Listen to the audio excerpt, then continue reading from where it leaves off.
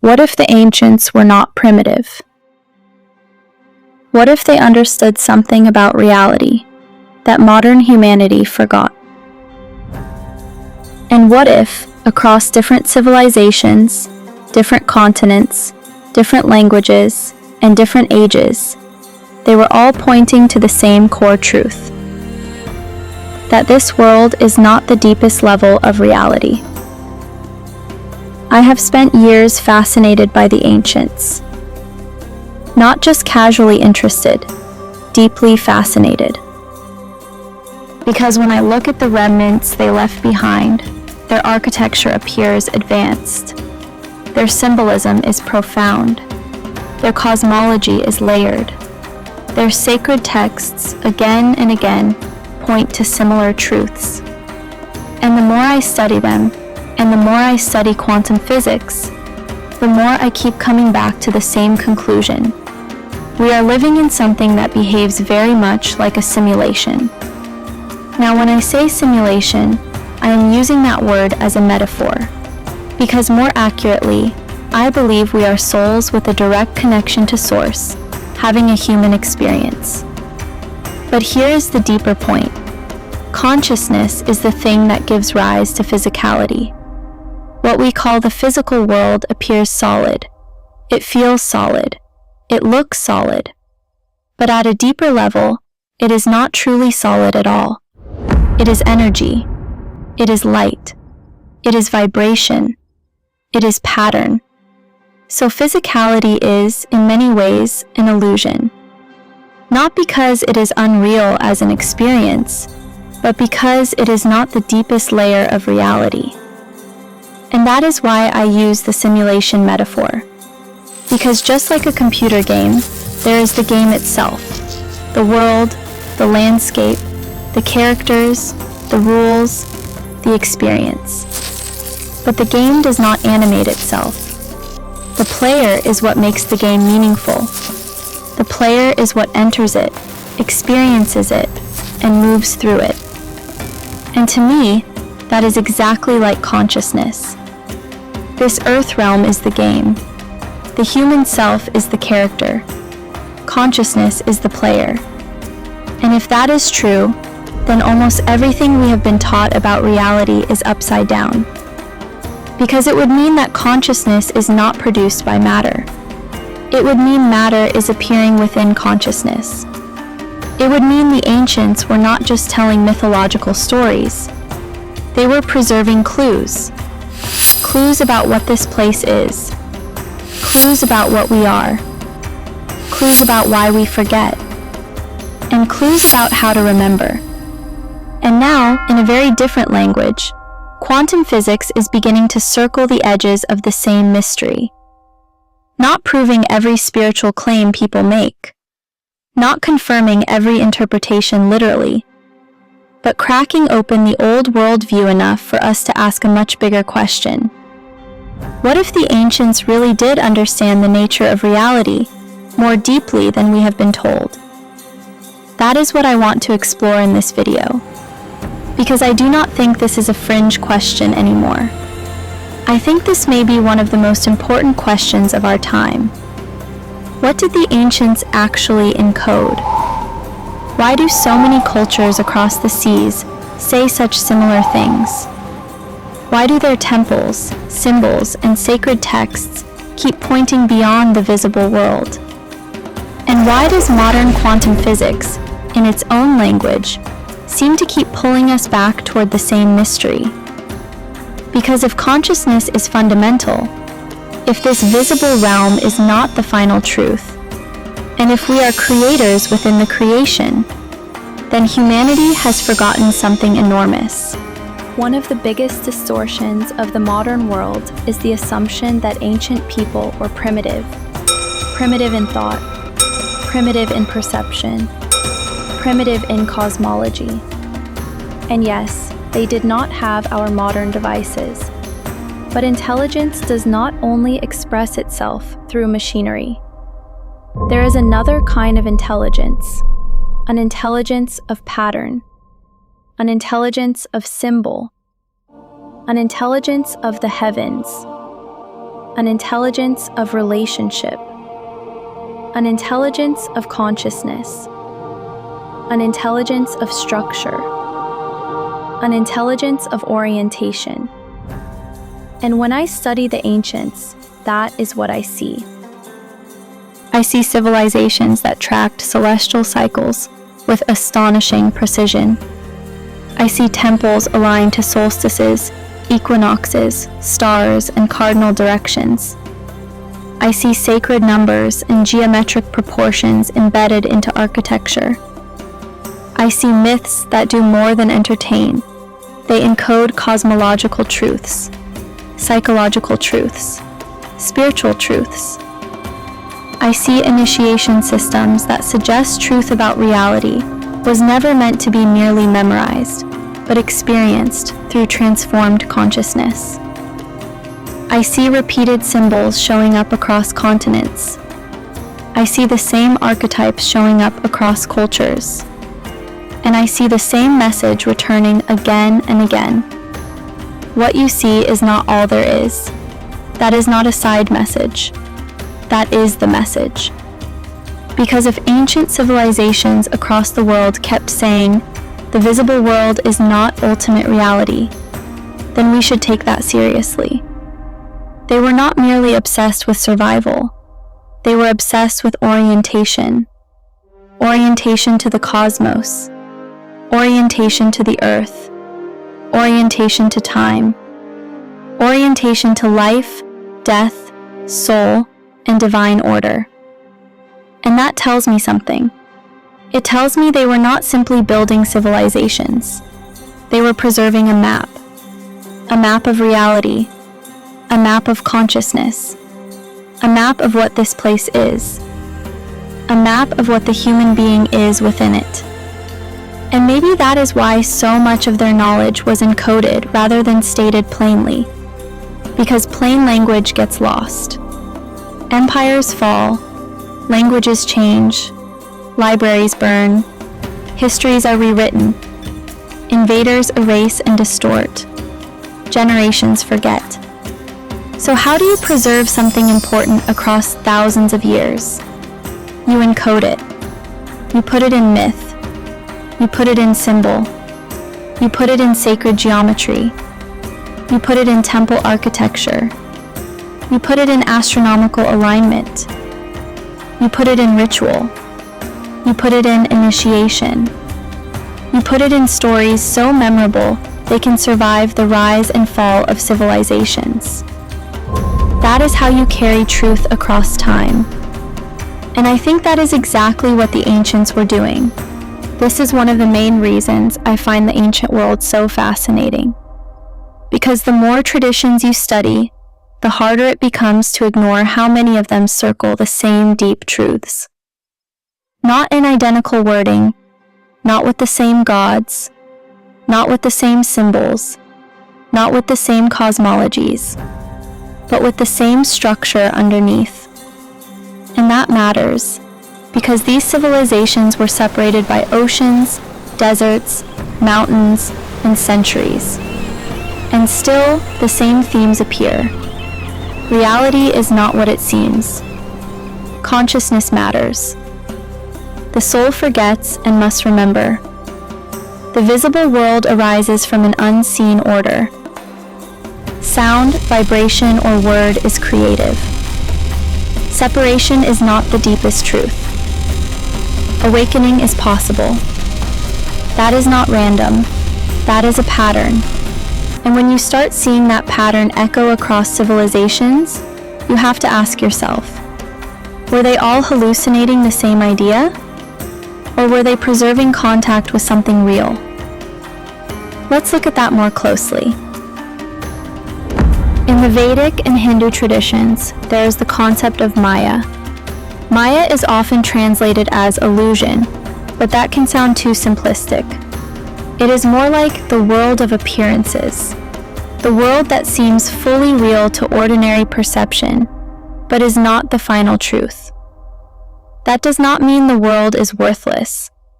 It means the surface layer is not the deepest layer. Already that sounds remarkably close to a simulation-like idea, The rendered experience is real as experience, but it is not ultimate as foundation. And this sits alongside another profound idea, that beneath the changing forms of the world, there is a deeper unity.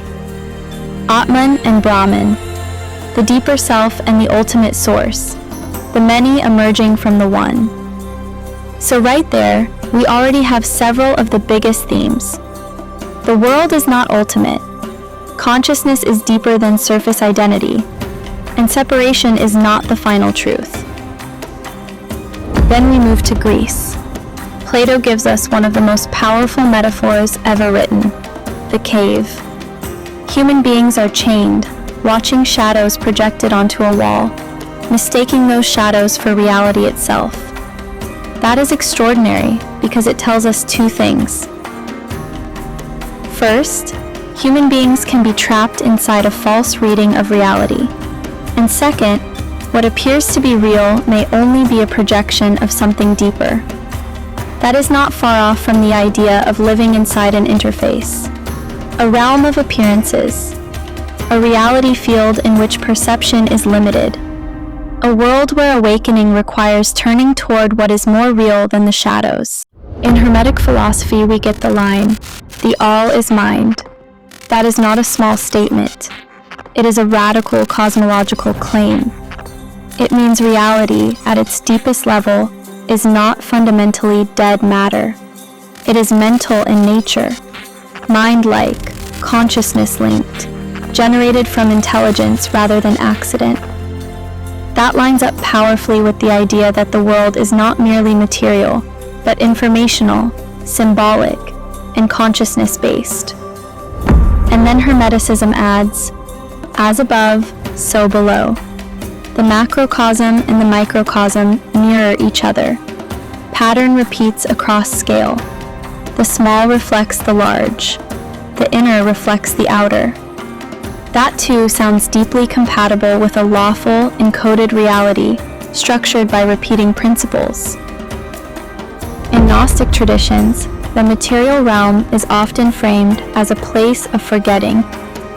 The soul descends into a lower order experience and becomes trapped in ignorance of its true origin. Awakening is remembrance. Again, that is one of the strongest parallels to the simulation metaphor. The soul enters the field, identifies with the avatar, forgets its source, and then must awaken. In Buddhism, ordinary perception is distorted by craving, aversion, attachment, and ignorance. We mistake passing forms for enduring reality. We mistake the constructed self for the deepest truth of what we are. Awakening is seeing through illusion, through misperception, through false identity. Again, ordinary consciousness is not the same thing as reality clearly seen. In Taoism, the visible world emerges from the unseen Tao. What can be named is not the eternal Tao itself. Again, surface reality is not ultimate reality. The world of form comes from something subtler, more foundational, more mysterious. This is one more culture saying, what you see is not the deepest layer. And Christianity belongs in this conversation too, if we are careful with the language. Christianity does not say the world is a simulation in the modern sense, but it absolutely does say that the visible world is not the whole story.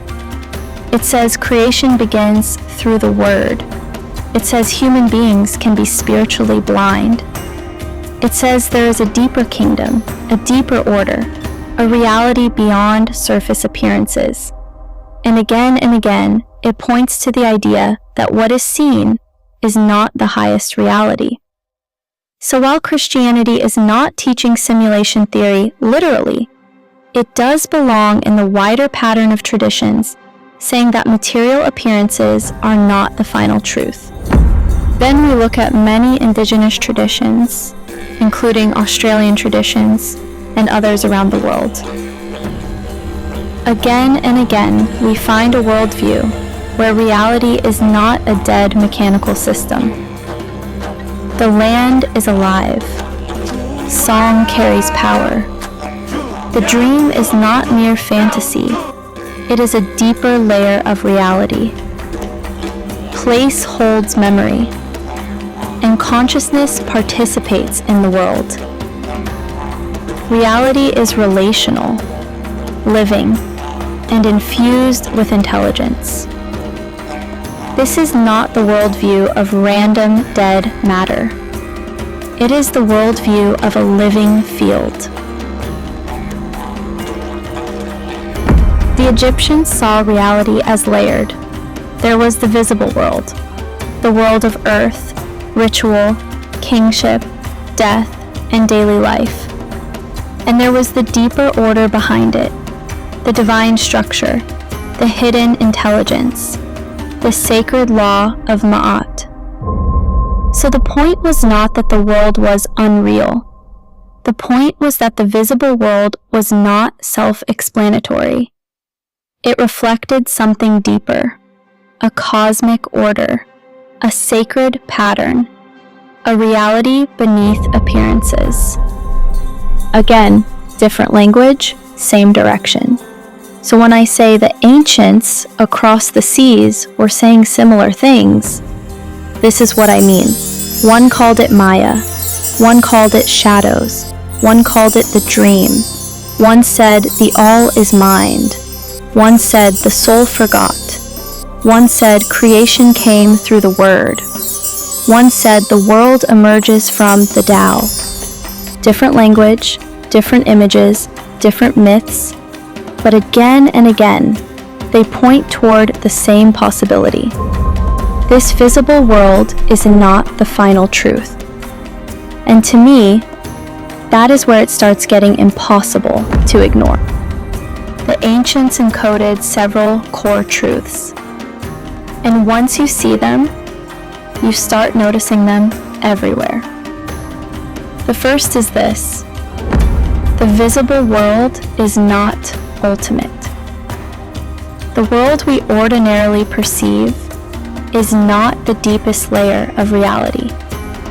It is a field of appearances, a rendered environment, a realm of symbols, form, and temporary conditions. Real as experience, yes. Ultimate as foundation, no.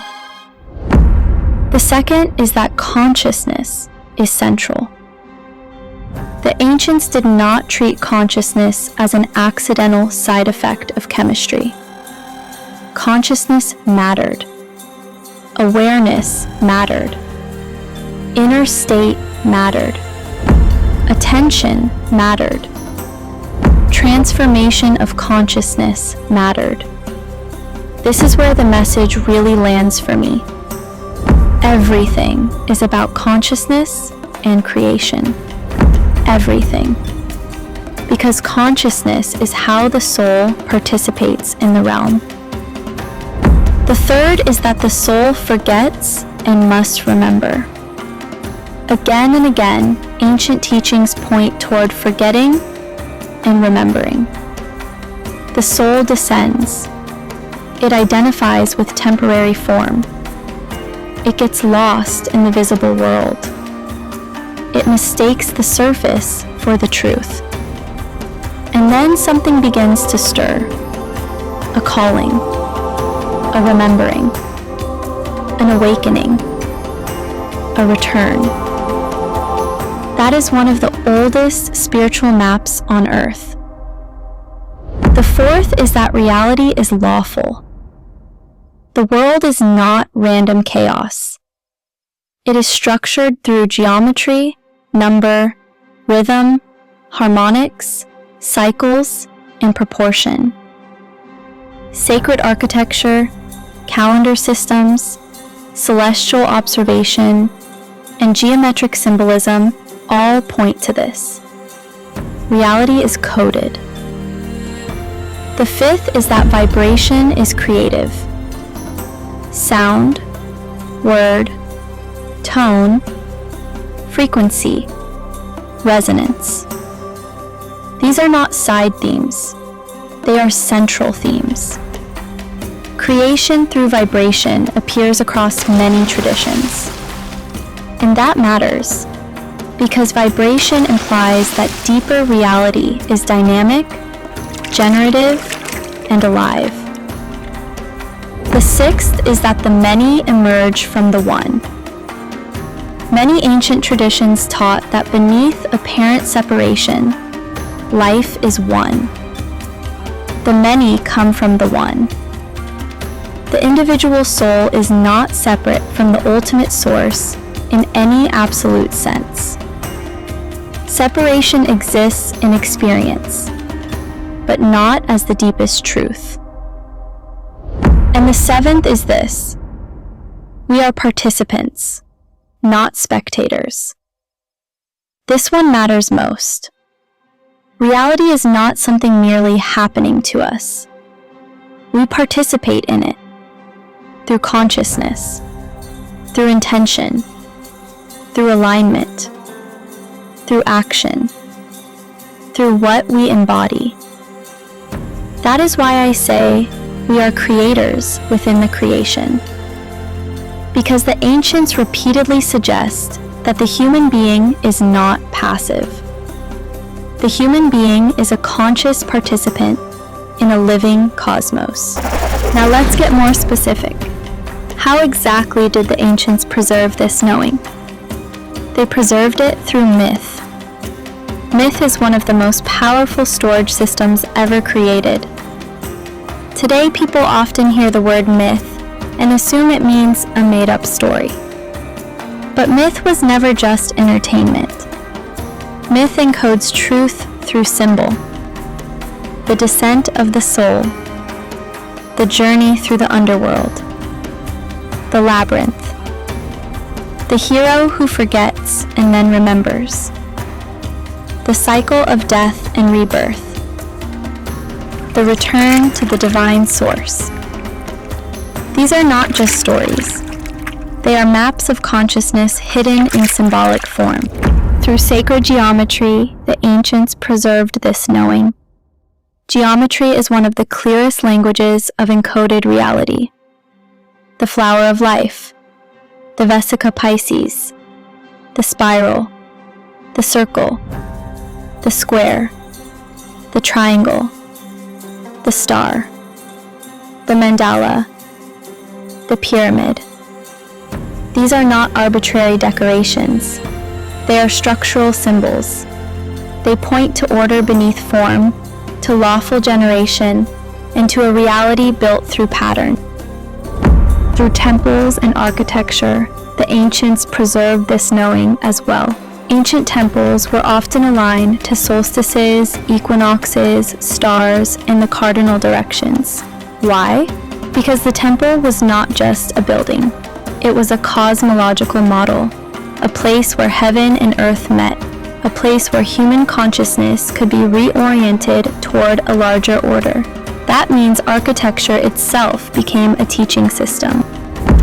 Through celestial cycles, the ancients preserved this knowing by tracking time in patterns, not just in straight lines. They watched the stars, they watched precession, they watched the sun, the moon, and the movements of the planets. Because reality was understood to be cyclical, rhythmic, and patterned. And that fits beautifully with the larger view.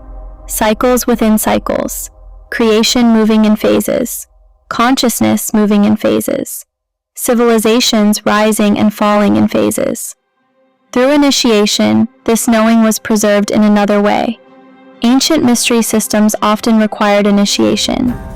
Why? Because truth about reality was not just information, it was transformation. You had to become capable of perceiving it. That is huge, because it tells us the ancients believed that perception depends on consciousness. And if perception depends on consciousness, then consciousness is not secondary, it is central. We are creators within the creation. This is the heart of it for me, and it needs to be said plainly. We are creators within the creation, not absolute creators of the whole field in the same way as source.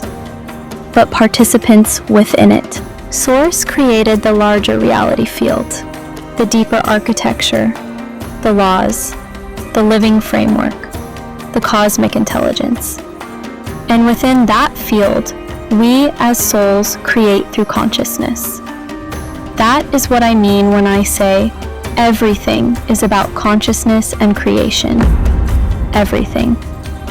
What you attend to matters. What you believe matters. What emotional frequency you live in matters.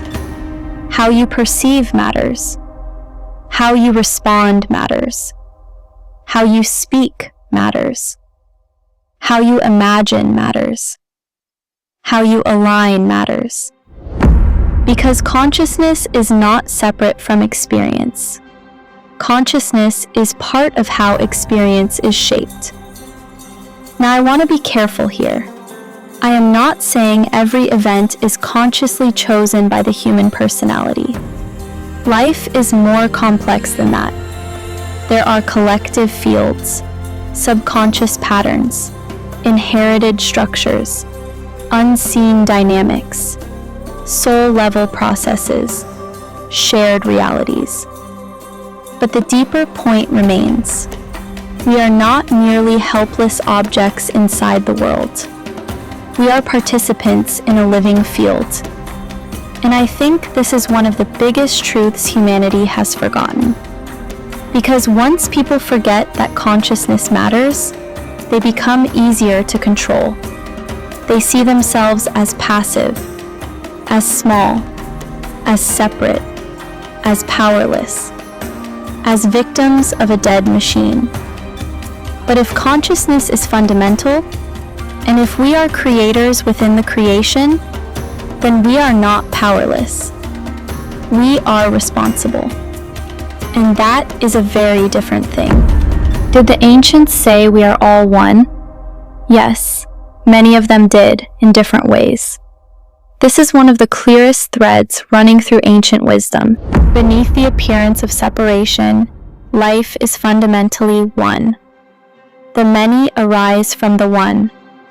The soul arises from source.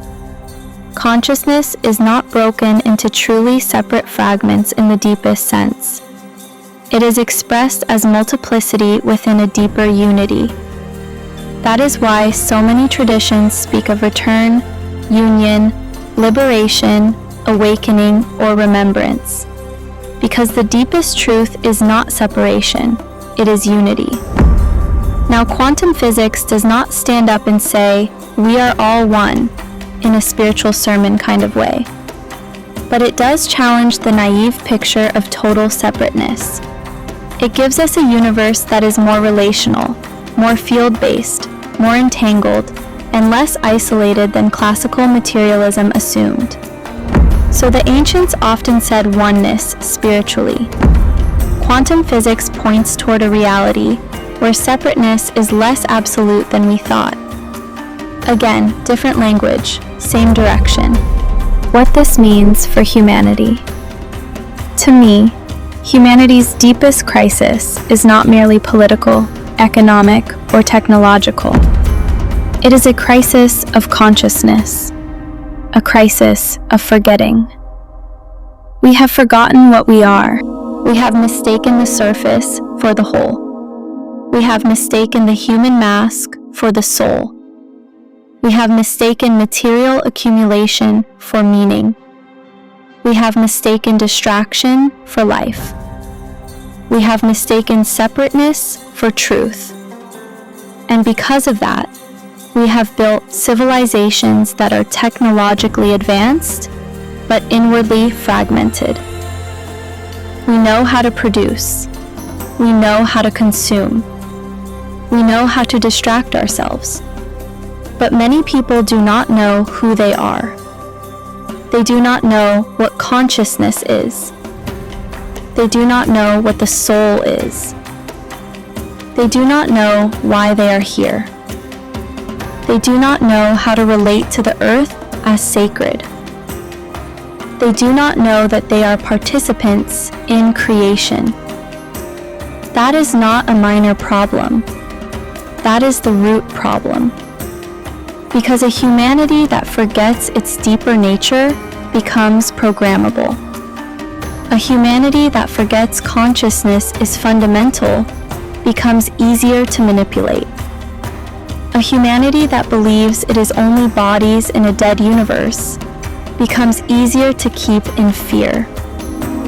But a humanity that remembers that consciousness is central, that we are souls, that we are creators within the creation, that life is meaningful, and that beneath separation there is oneness, becomes very different. It educates differently. It governs differently. It heals differently. It builds differently. It treats the earth differently. It treats each other differently. Because it no longer lives as though nothing is sacred. Maybe the ancients encoded this for our time. Sometimes I think the ancients knew that civilizations forget, that cycles turn, that truth gets buried, that history gets rewritten, that humanity drifts into materialism, fragmentation, and amnesia. And maybe that is exactly why they encoded their wisdom the way they did. In stone, in myth, in geometry, in celestial alignment, in ritual, in symbol, because those things can survive longer than plain speech. And maybe that is why so many people now feel drawn back to ancient wisdom. Not because the past is trendy, but because something in the soul recognizes it. Because some part of us knows that buried in those teachings are clues about what this reality is and what we are within it. Maybe the ancients are not just part of the past. Maybe they are messengers to the future. And maybe this is the time when their encoded memory starts becoming visible again. So when I say the ancients encoded the nature of reality, what I really mean is this. They understood that this world is not ultimate reality. They understood that consciousness is fundamental. They understood that the soul enters a created realm and forgets what it is. They understood that beneath the appearance of separation, life is one. They understood that reality is lawful, patterned, geometric, and vibrational. They understood that we are not powerless inside this realm. We are creators within the creation. And quantum physics, in its own modern language, is beginning to point toward a universe that is far less solid, separate, and mechanical than we were taught to believe. Not proving every ancient teaching literally, not validating every interpretation people make, but opening enough cracks in the old worldview for us to start taking the ancients seriously again. So maybe they did not leave us superstition. Maybe they left us memory. Maybe they encoded in myth, temple, geometry, and symbol the deepest truth they could preserve. That this world is not the whole story. That consciousness is central. That we are souls connected to Source. And that within this living field of experience, we create. And maybe that is where humanity stands right now. At the threshold between forgetting and remembering. Between the surface and the source. Between separateness and oneness. Between unconscious creation and conscious participation. And maybe the real question is not just whether the ancients knew. Maybe the real question is this. Are we finally ready to remember what they were trying to tell us?